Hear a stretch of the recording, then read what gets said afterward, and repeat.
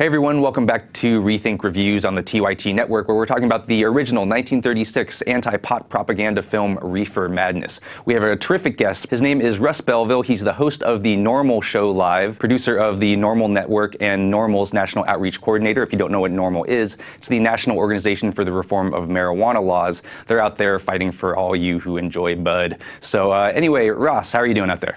Doing fantastic right here in Portland, Oregon. Thanks for having me on the show. So anyway, when I say the words Reefer Madness, what are the first things that come to mind? Well, of course, the film Reefer Madness depicts cannabis users as being out of control, homicidal, maniacal. But now Reefer Madness is kind of shorthand for the yellow journalism that's engaged by most of the members of the traditional media in trying to repeat some of the lies like the gateway theory or amotivational syndrome that have long since been debunked. How do you respond to that idea of pot as the scariest of the gateway drugs? Well, there's a natural progression in people's use of substances, and Representative Steve Cohen from Tennessee even pointed this out when talking to FBI Director Mueller a year ago or so, when he said the gateway theory doesn't work. Most people started on milk and then moved to Coke and Coca-Cola and then maybe bourbon and then maybe marijuana.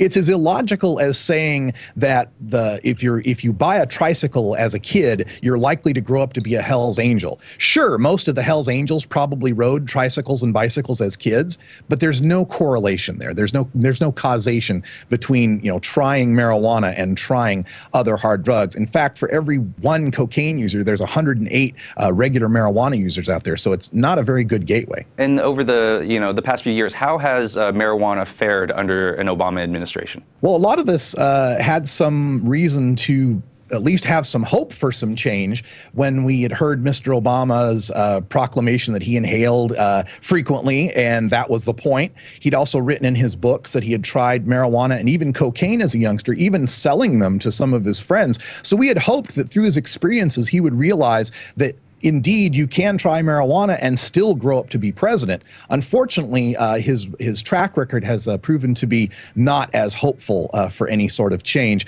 The most recent FBI Uniform Crime Report figures show that Mr. Obama is still arresting as many marijuana users this year as the year prior. His budgets for the drug war are still tilted 2-to-1 in favor of incarceration and interdiction over any sort of rehab or treatment, just like Mr. Bush's budgets were.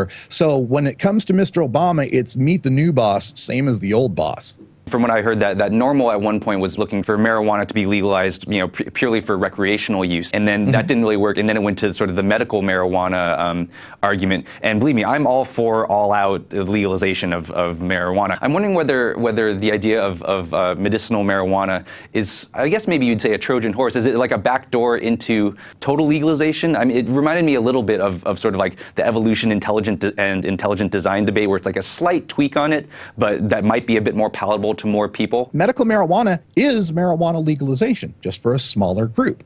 And will it lead, is it a backdoor way toward legalization? Well, in a sense, you could say yes, in that it's the crack in the wall of ignorance.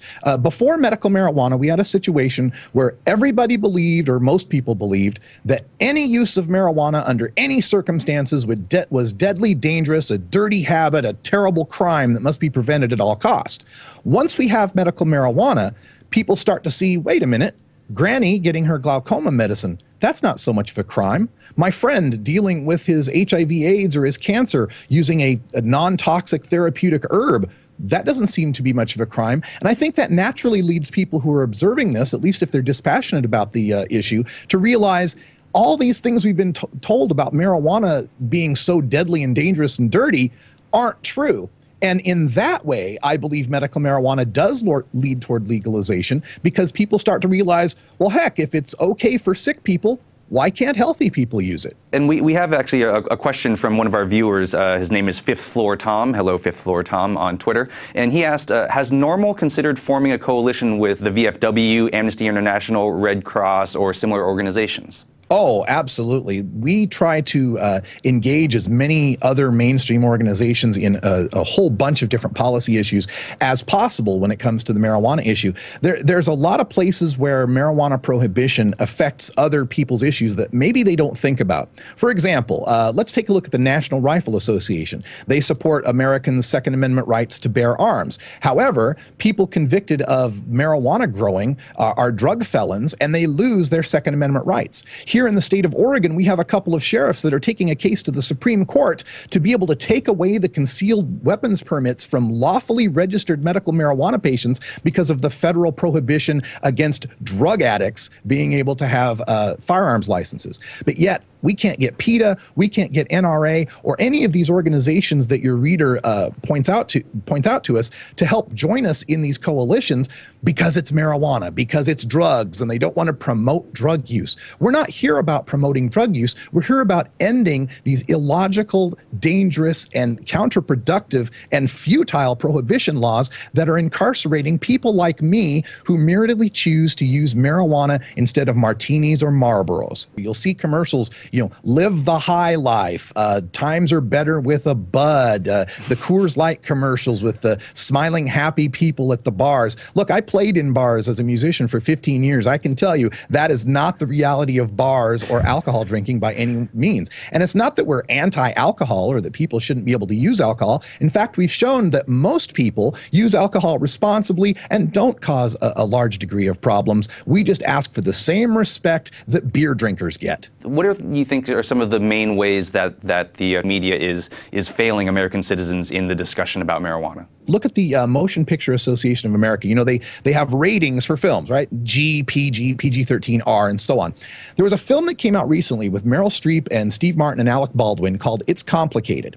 Now, this film was kind of a divorced comedy, adult show, but it didn't have anything that would get it an R rating. There was no nudity. There was no extreme violence. There was some saucy language, but no more saucier than your average PG-13 movie.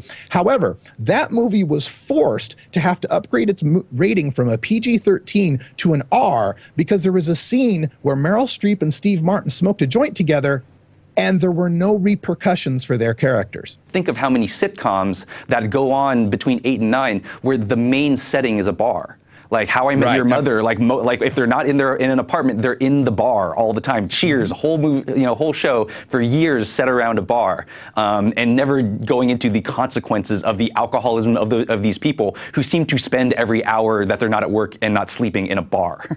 This is one of the little-known rules in TV and movies is that as long as your characters suffer some sort of repercussion, they're killed or they go to rehab or they're arrested or something bad happens to them, it's okay to show their marijuana use because you're telling the morality tale that drugs are bad and if you use them, bad things will happen to you. If you don't show bad things happening to the drug users, those shows have to go on after 10 o'clock at night, or they have to be on cable, or they have to be rated R. Russ Belville, thank you so much for being on the show. It was really great talking to you. Thanks for having me on.